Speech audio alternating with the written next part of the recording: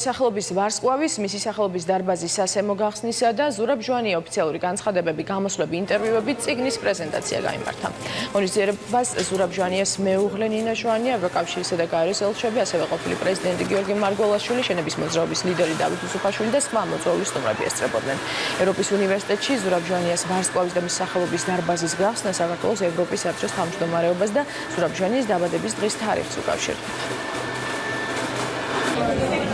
ევროპის უნივერსიტეტი ახალგაზრდა, სწრაფად მზარდი, ენერგიული და კვალიფიციური ორგანიზაცია, რომელიც ისწრაფვის ევროპული სტანდარტების დამკვიდრებისა და ევროკავშირთან ინტეგრაციისაკენ. მე დარწმუნებული ვარ, რომ დღეიდან ზურაბ ჟვანიას ვარსკვლავის გახსნით ევროპის უნივერსიტეტის სტუდენტებს კიდევ უფრო განუმტკიცდებათ რწმენა, რომ ისინი არიან ქართველები და მას შესაბამე ევროპელები. უფრო მნიშვნელოვანი ჩემთვის ის არის, რომ ქართველი საზოგადოება რჩება იმ ღირებულებების ერთგული, იმ ხედვის ერთგული, რაც ჰქონდა ზურას.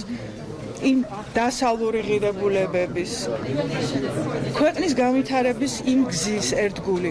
მე ვამბობ, რომ ჩვენი საზოგადოება არის ამის ერთგული და მიუხედავად სირთულეებისა, ძალიან სიმწვავე პოლიტიკური სიტუაციებისა, მე დარწმუნებული ვარ, რომ ჩვენ ყველანი გავივლით ამ გზას. ზურაბ ჟვანია მნიშვნელოვანი ფიგურა იყო მულტილატერალიზმის და ევროინტეგრაციის მიმართულებით. მას ეკუთვნის სიტყვები „მე ვარ ქართველი, მაშასადამე მე ვარ ევროპელი“. სწორედ ამ მიმართულებით ის ძალიან ბევრს მუშაობდა. ზურაბ ჟვანია. ბატონ ზურაბ ჟვანიას პირადად არასდროს შეხვედრილ ვარ, თუმცა ვიცი მისი მემკვიდრეობის შესახებ.